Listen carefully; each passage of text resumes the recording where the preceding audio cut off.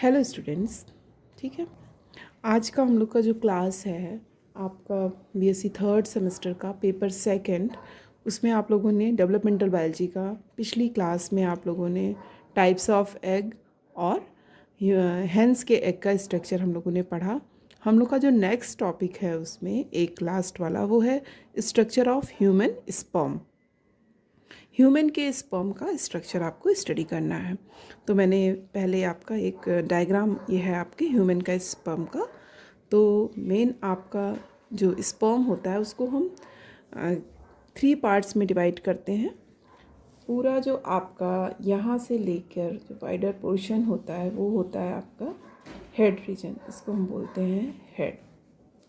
और पूरा यहाँ तक, और नीचे ये जो थोड़ा सा पोर्शन यहाँ से यहाँ तक है ये होता है नेक रीजन।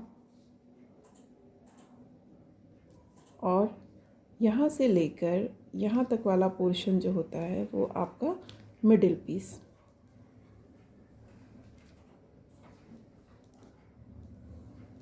और फिर यहाँ से लेकर ये जो पूरा आपका ये टेल वाला पोर्शन इधर तक गया है ये टेल होता है।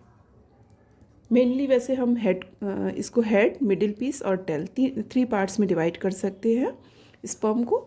बट एक छोटा सा पार्ट नेक भी इसमें आपका आता है जो हेड को और मिडिल पीस को आपस में कनेक्ट किया रहता है।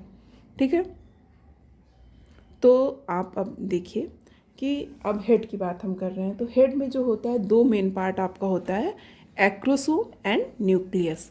तो अब एक्रोसोम कहाँ है इसमें, यहाँ पे ऐसे लिक्विड सा, ये है आपका एक्रोसोम।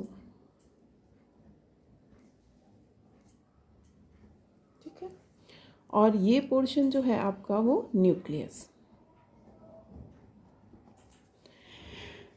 स्पर्म के हेड जो होता है बहुत ही इम्पॉर्टेंट पार्ट होता है। और उसमें भी जो 2 पार्ट है उसका मेन 2 पार्ट में उसको हम कह सकते हैं, बांट सकते हैं, एक एक्रोसोम और दूसरा न्यूक्लियस। एक्रोसोम का काम क्या होता है, एग को पेनिट्रेट करना और एग को एक्टिवेट करना। और न्यूक्लियस का काम क्या है, न्यूक्लियस का फंक्शन जो होता है वो जेनेटिक होता है। ये आपका जो एक स्पर्म जो है हैप्लॉइड गैमीट है, तो इसमें आपके 23 क्रोमोसोम्स होते हैं। तो जो जाइगोट का 23 क्रोमोसोम्स आपके पैटर्नल क्रोमोसोम को ये डोनेट करता है। एक न्यूक्लियस जो है ये मेल का जो न्यूक्लियस है वो स्पर्म से ये इसके हेड पोर्शन में होता है। इसके बाद आपका पोर्शन आता है नेक। नेक रीजन में जो सबसे इम्पॉर्टेंट चीज़ है, नेक का काम क्या है, हेड रीजन को और टेल रीजन को आपस में, नेक का काम जो है हेड को और मिडिल पीस को कनेक्ट करना। यहाँ जो थोड़ा सा पोर्शन, इसमें 2 आपको सेंट्रियोल, नेक का 2 इम्पॉर्टेंट चीज़ है, 2 इसमें आपके सेंट्रियोल होते हैं। ऊपर जो पहला है वो है प्रॉक्सिमल सेंट्रियोल, और जो नीचे इसके बाद दूसरा है यहाँ पे डिस्टल सेंट्रियोल।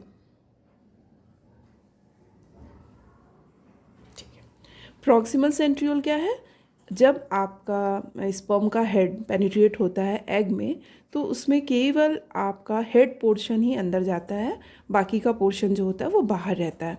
लेकिन हेड के साथ साथ नेक रीजन में से थोड़ा प्रॉक्सिमल सेंट्रियोल भी आपका वो इंटर करता है एग में। और ये प्रॉक्सिमल सेंट्रियोल क्या करता है, जब जाइगोट फॉर्म होता है, मेल और फीमेल का फर्टिलाइजेशन होता है, दोनों गैमेट का जाइगोट बनता है, जब जाइगोट में क्लीवेज स्टार्ट होता है, फर्स्ट आपका जब माइटोटिक डिवीज़न होता है तो उसमें ये फर्स्ट जो स्पिंडल फाइबर बनता है उसमें ये हेल्प करता है प्रॉक्सिमल सेंट्रियोल। और डिस्टल सेंट्रियोल का काम क्या है, ये आपका जो माइक्रोट्यूब्यूल्स होते हैं आपके स्पर्म के उसको बनाने में ये हेल्प करता है। डिस्टल सेंट्रियोल, टेल का जो माइक्रोट्यूब्यूल्स बने हुए हैं अभी हम लोग पढ़ेंगे नीचे टेल रीजन में, वो आपका काम जो है यही करता है डिस्टल। तो नेक रीजन में 2 जो सेंट्रियोल है, प्रॉक्सिमल सेंट्रियोल आपका जाइगोट में फर्स्ट माइटोटिक डिवीज़न में स्पिंडल फॉर्मेशन बनाने के काम में आता है, वो भी हेड के साथ एग की बॉडी में इंटर कर जाता है। और डिस्टल सेंट्रियोल वो टेल रीजन में आपका जो एक्सियल फिलामेंट्स हैं उसमें आपके उसके फॉर्मेशन में वो हेल्प करता है। इसके बाद जो दूसरा पोर्शन आता है आपका मिडिल पीस। मिडिल पीस में आपका क्या होता है, उसमें आपकी एक और इम्पॉर्टेंट चीज़ आपको बता रहे हैं, न्यूक्लियस। जो होता है न्यूक्लियस सारा ज़्यादा पोर्शन हेड का कवर किए रहता है। और दूसरी चीज़ जो हेड जो इसमें आपके न्यूक्लियस में आपके उसके ऊपर इन्वेलप होते हैं जिसको हम न्यूक्लियस मेम्ब्रेन बोलते हैं। लेकिन इसके जो न्यूक्लियस में क्या नहीं होता है, आरएनए नहीं होता है और न्यूक्लियोलस नहीं होता है। इसमें केवल डीएनए होते हैं और प्रोटीन्स होते हैं, न्यूक्लियो प्रोटीन होते हैं। क्यों नहीं होता है आरएनए और न्यूक्लियोलस? क्योंकि वो उसका वेट को हल्का, क्योंकि स्पर्म मूव करता है तो इसलिए इसके वेट को कम करने के लिए इसमें न्यूक्लियोलस और आरएनए नहीं होते हैं। और जो डीएनए जो होता है, क्रोमेटिन मटेरियल जो प्रेजेंट होता है, डीएनए भी प्रेजेंट होता है, वो एकदम कंडेंस्ड फॉर्म में प्रेजेंट होता है। क्यों? क्योंकि वो कम से कम स्पेस ले, और दूसरी चीज़ वो इनएक्टिव होता है, उसमें न तो ट्रांसक्रिप्शन होता है न ट्रांसलेशन होता है। वो टोटली कॉम्पैक्ट प्रोटीन होता है और एक तरह से उसमें कोई भी वो इनएक्टिव होता है। डीएनए अपनी इनएक्टिव फॉर्म में, उसमें कोई ट्रांसक्रिप्शन नहीं हो रहा है, ट्रांसलेशन नहीं हो रहा है, वो इनएक्टिव होता है। अब नेक रीजन में मैंने बताया 2 centriole, proximal and distal. Proximal है आपका चला जाता है हेड के साथ एग के साइटोप्लाज्म में, और वो माइटोटिक स्पिंडल फाइबर जो बनते हैं फर्स्ट माइटोटिक डिवीज़न में जाइगोट में, वो उसमें हेल्प करता है। एंड डिस्टल सेंट्रियोल आपका टेल का एक्सियल फिलामेंट बनाने में हेल्प करता है माइक्रोट्यूब्यूल्स में। अब इसके बाद आता है मिडिल पीस। मिडिल पीस में क्या है आपका? मिडिल पीस इसलिए सबसे इम्पॉर्टेंट है कि इसमें माइटोकॉन्ड्रिया होता है। और माइटोकॉन्ड्रिया किस लिए होता है? एनर्जी का। सेल में आपका एनर्जी, आप बोलते हो एनर्जी कहाँ से प्रोड्यूस होती है? वो माइटोकॉन्ड्रिया के थ्रू ही होता है। तो मिडिल पीस में आपका माइटोकॉन्ड्रिया है, जो कि मतलब आप जैसा जानते हो कि स्पर्म जो होता है मोटाइल होता है, स्विम करता, तो स्पर्म के मूवमेंट के लिए वो एनर्जी प्रोवाइड करता है। और टेल का काम क्या है? प्रोपल्सन का काम करता है, मूवमेंट में हेल्प करता है। ठीक है, ये जो है मिडिल पीस में आपका जो कंडेंस्ड आपके साइटोप्लाज्म है, पहले तो एक ये हो जाता है आपका माइटोकॉन्ड्रिया,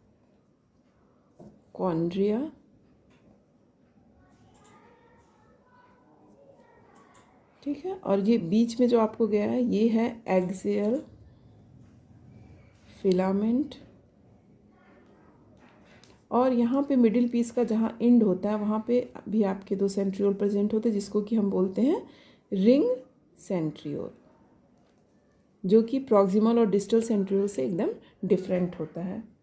ठीक है, और यहाँ पे आपका एक चीज़ और है, प्लाज्मा मेम्ब्रेन ऊपर है,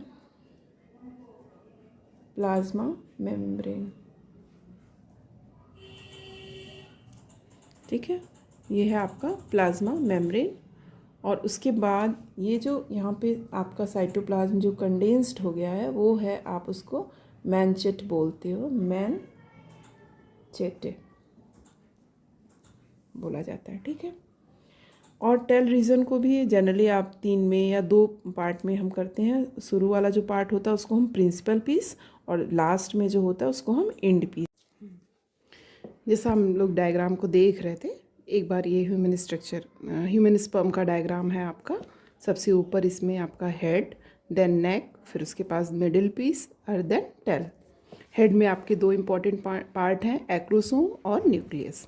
एक्रोसोम का काम penetration and activation, and nucleus का काम जेनेटिक है। एक्रोसोम और सबसे ऊपर इसके जो हेड के ऊपर एक लेयर होती है उसको हम बोलते हैं प्लाज्मा मेम्ब्रेन की लेयर होती है। तो प्लाज्मा मेम्ब्रेन और एक्रोसोम के बीच में आपका जो साइटोप्लाज्म है उसको हम बोलते हैं periacrosomal cytoplasm, periacrosomal cytoplasm बोलते हैं इसको। देन एक्रोसोम, और यहाँ पे जो कंडेंस्ड साइटोप्लाज्म है वो मैनचेट कहलाता है। Nucleus, plasma membrane, proximal centriole, distal centriole, जैसे बताया मैंने सब चीज़ आपको पहले भी। माइटोकॉन्ड्रिया, मिडिल पीस में सबसे इम्पॉर्टेंट पार्ट आपका माइटोकॉन्ड्रिया है। उसका मेन फंक्शन एनर्जी प्रोड्यूस करना, मूवमेंट के लिए स्पर्म को। इसके बाद आपका टेल वाला रीजन है जो कि प्रोपल्सन का काम करता है, जिसकी वजह से ही स्पर्म आपका मूव करता है। अब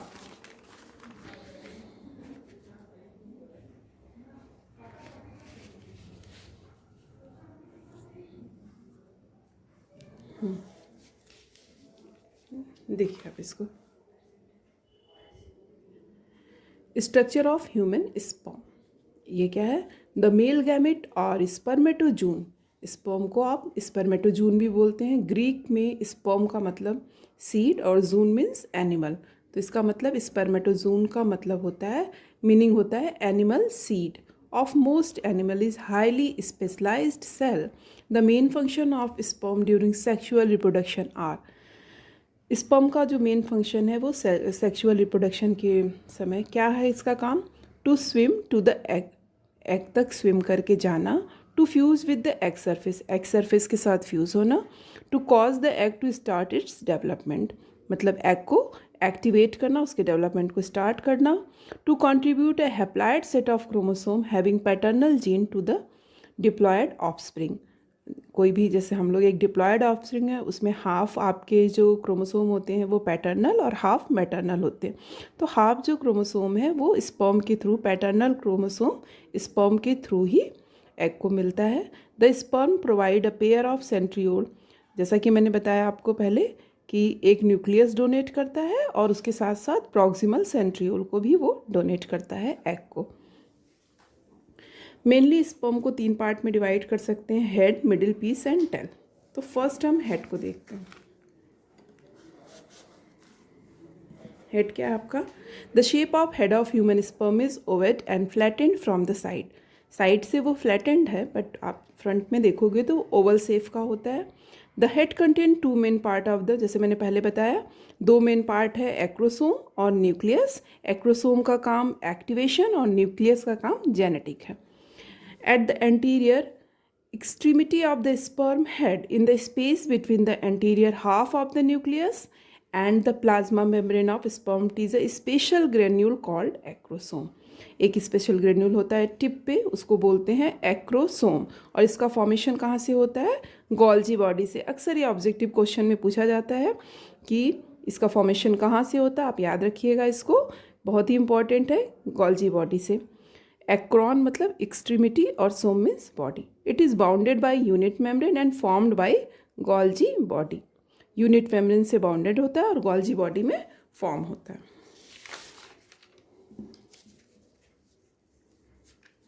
अब और एक्रोसोम का फंक्शन, कैसे ये एक्टिवेट करता है हेड को, एग को कैसे एक्टिवेट करता है। Acrosome contain number of acid hydrolase, उसमें आपके एंजाइम प्रेजेंट होते हैं। एसिड हाइड्रोलेज, हाइड्रोलिटिक एंजाइम और द स्पर्म लाइसिन बोलते हैं इसको, such as acid phosphatase cathepsin, a proteolytic enzyme called hyaluronidase. ये एंजाइम्स क्या करते हैं, एग के ऊपर जो जेली की कोटिंग होती है या जोना पेलिसिडा जो लेयर होता है उसको वो डिसॉल्व करता है। The human acrosome contain acrosomin, a lipoglycoprotein complex made of hyoalunidase and acrosin. Acrosin और हायोएल्यूरोनिडेज से बना हुआ एक कॉम्प्लेक्स होता है जिसको लाइपोग्लाइकोप्रोटीन, ये लाइटिक जो आपका एंजाइम होता है लाइसिन, ये क्या करता है आपका, मेनली ये डाइजेस्टिव एंजाइम है और ये डाइजेशन के आपकी ट्रिप्सिन एंजाइम की तरफ वर्क करता है। The enzyme play a vital role in the penetration of sperm nucleus and centriole in the egg interior and also in the activation of egg during fertilisation. ये enzyme क्या करते हैं भाई, इनका एक्रोसोम में जो एंजाइम प्रेजेंट है उनका सबसे इम्पॉर्टेंट काम क्या है कि मैंने बताया पहले ही कि एक्रोसोम का काम क्या है, पेनिट्रेशन एंड एक्टिवेशन। एग को पेनिट्रेट करके उसके टिप मतलब हेड का जो पोर्शन है स्पर्म का वो आपका उसमें इंटर करता है और उसके साथ साथ एक सेंट्रियोल भी, जो कि जाके एक पहला काम हो गया पेनिट्रेशन और दूसरा काम हो गया एक्टिवेशन। तो ये एंजाइम पेनिट्रेशन में बहुत ही वाइटल रोल प्ले करते हैं, इन्हीं की वजह से आपका अभी आगे जब हम लोग फर्टिलाइजेशन पढ़ेंगे तो ये सब चीज़ें हम लोग उसमें डिटेल में पढ़ेंगे।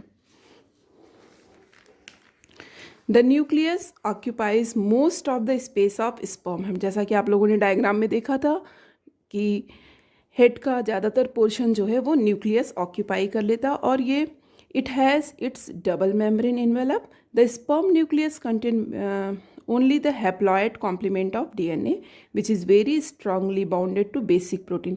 पहले ही मैंने बताया था वेट को रिड्यूस करने के लिए जितना भी इसमें जेनेटिक मटेरियल में आरएनए नहीं होता है, ओनली डीएनए, वो एकदम कंडेंस्ड फॉर्म में होता है, इनएक्टिव फॉर्म में होता है, हाईली कंडेंस्ड होता है।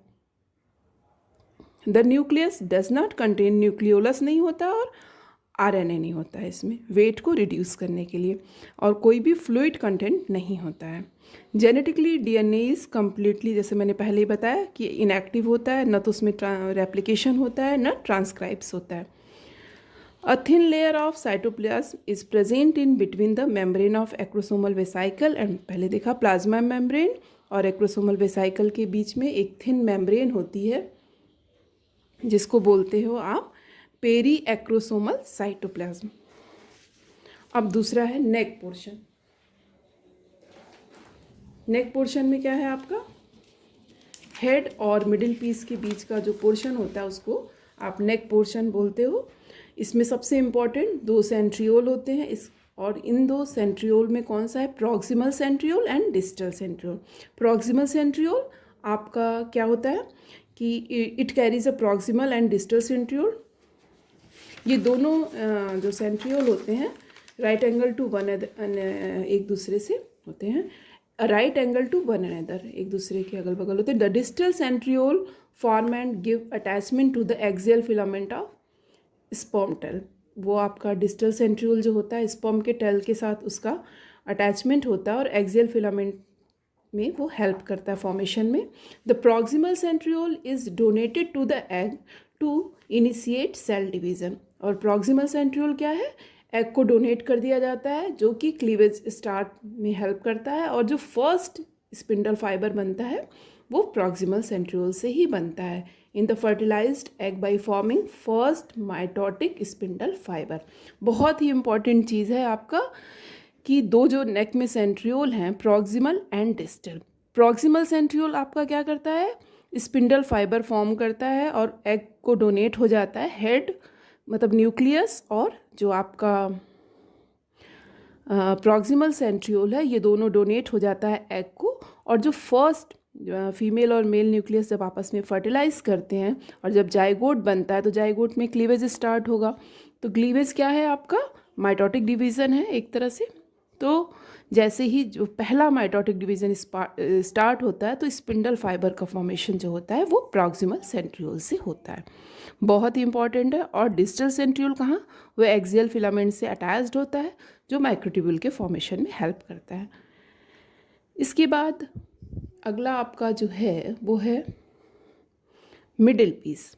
मिडिल पीस, हेड हो गया, नेक हो गया, अब middle piece. The middle piece contain the base of the flagellum and all the mitochondrial, जितनी भी मतलब इसमें a large number of mitochondria present होती है, being carrier of oxidative enzyme are responsible for oxidative phosphorylation and supply flagellum with energy ATP to be used for the propulsion of the sperm. जैसे मैंने बताया middle piece में mitochondria होता है जो energy ATP के फॉर्म में energy produce करता है जो स्पर्म के प्रोपल्सन में मूवमेंट में उसको हेल्प करता है। However, this energy is limited and once utilized cannot be renewed. एक बार मतलब जो ये एनर्जी जनरेट होती है जब यूटिलाइज हो जाती है फिर से वो नई रिन्यू नहीं होती है। Mammals and in those animal where is spermatozoon remain active within maternal body because there are energy source available to the spermatozoa. Around the periphery of mid piece of the sperm founded a condensed layer of cytoplasm composed of microtubules called manchet. ये manchet आपका head region में भी होता है और mid piece में भी होता है, ठीक है। और डार्क, उसके बाद आपका जहाँ मिडिल पीस का एंड होता है एक डार्क कलर का रिंग जैसा स्ट्रक्चर था जिसको हम रिंग सेंट्रियोल बोल रहे थे, ठीक है।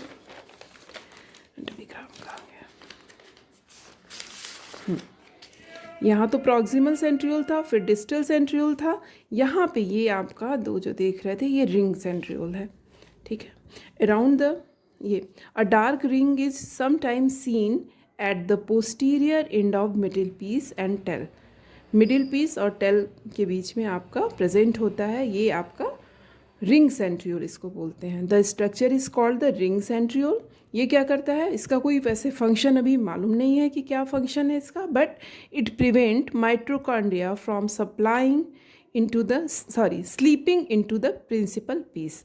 ये माइट्रोकॉन्ड्रिया को प्रिंसिपल पीस मतलब टेल का जो प्रिंसिपल पीस है, स्टार्टिंग वाला पोर्शन है, उसमें स्लिप करने से उसको प्रिवेंट करता है। अब अगला जो पोर्शन हम लोग का है वो है टेल।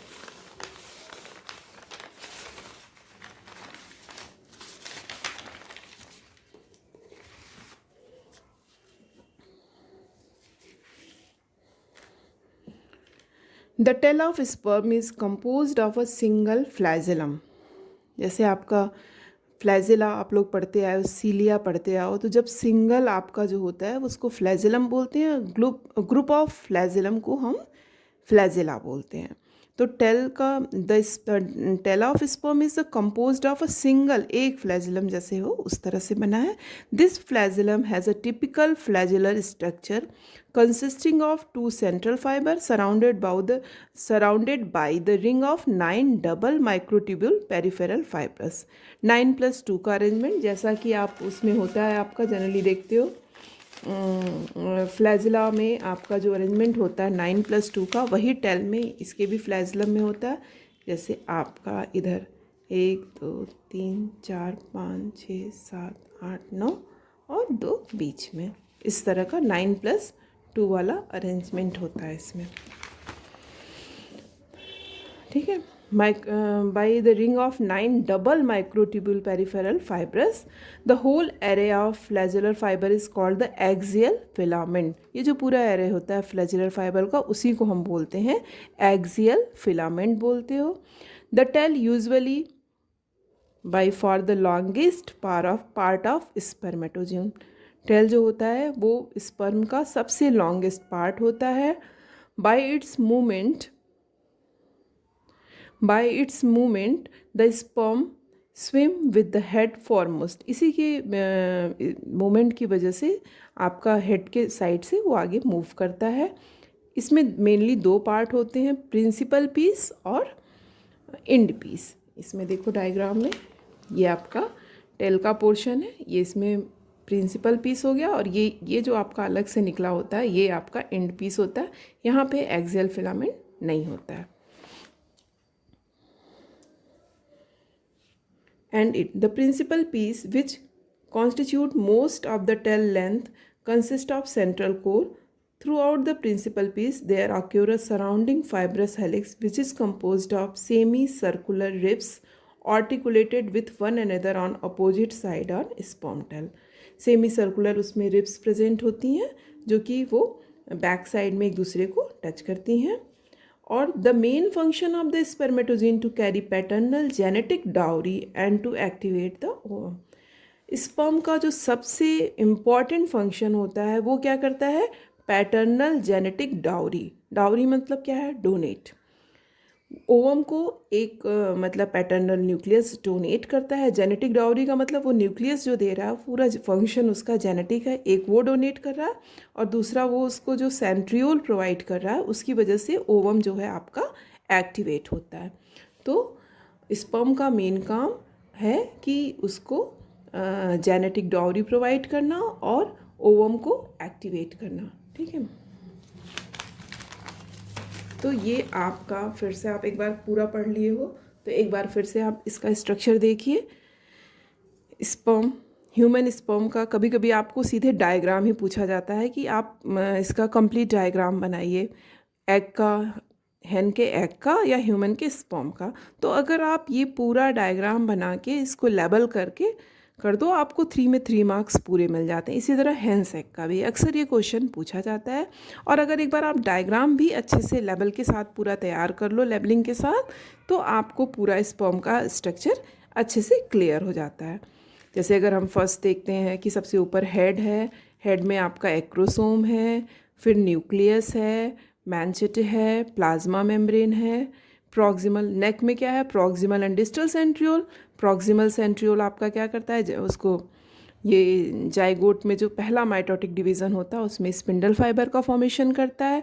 और डिस्टल सेंट्रियोल आप देख रहे हो ये एक्सियल फिलामेंट से अटैच्ड होता है और माइक्रोट्यूब्यूल के फॉर्मेशन में हेल्प करता है। मिडिल पीस में मेनली माइटोकांड्रिया है। A large number of mitochondria are present in middle piece. उसका मेन काम क्या है? एनर्जी प्रोड्यूस करना एटीपी के फॉर्म में। यही एनर्जी जो होता है जो मूवमेंट के लिए, कोई भी काम करने के लिए एनर्जी चाहिए। अब स्पर्म की एक कैपेबिलिटी है कि ये मूव करता है। अब इसको मूव करने के लिए एनर्जी की ज़रूरत है। वो एनर्जी उसको मिडिल पीस में जो माइटोकांड्रिया है उससे मिलता है। नीचे आपका टेल रीजन आता है। टेल में 2 पीस में इसको डिवाइड करते हैं, principal piece and end piece. और इसमें जो आपका एक्सल फिलामेंट है टेल में, उसका जो अरेंजमेंट होता है वो 9+2 अरेंजमेंट होता है। 2 इसमें सेंट्रल में और 3 उसमें 9 पेरीफेरी पे और 2 सेंट्रल में होते हैं। इस तरह से ये पूरा ह्यूमन स्पर्म का स्ट्रक्चर है और सारी चीज़ें इसमें हैं। इसको आप लोग क्लियरली डायग्राम तैयार कर लो और इसमें जितना मैटर बताया उतना पढ़ लो। उसके बाद इससे और से जो जुड़ी हुई चीज़ें हैं, जैसे आप लोगों ने भी पढ़ा कि एक्रोसोम का काम एक्टिवेशन एंड पेनिट्रेशन है। तो पेनिट्रेशन कैसे होता है उसमें, वो उसके लिए उसमें पर्टिकुलर एंजाइम्स प्रेजेंट होते हैं जो कि पेनिट्रेट करते हैं एग को। तो कैसे ये एंजाइम वर्क करते हैं और क्या फंक्शन है, कैसे वो आइडेंटिफाई करते हैं एक दूसरे को, स्पर्म और एग, ये सब चीज़ें जो हैं अभी आप नेक्स्ट जो हम लोग का चैप्टर है फर्टिलाइजेशन, उसमें हम लोग ये सब चीज़ें पढ़ेंगे। ठीक है, आज की क्लास यहीं कंप्लीट होती है। अगला चैप्टर हम लोग का फर्टिलाइजेशन है जो कि हम नेक्स्ट क्लास में पढ़ेंगे। और मेरी क्लास आप लोगों को हमेशा सैटरडे को ही रहेगी। ठीक है, ये बात आप ध्यान रखिएगा। हाँ, ओके, थैंक्स।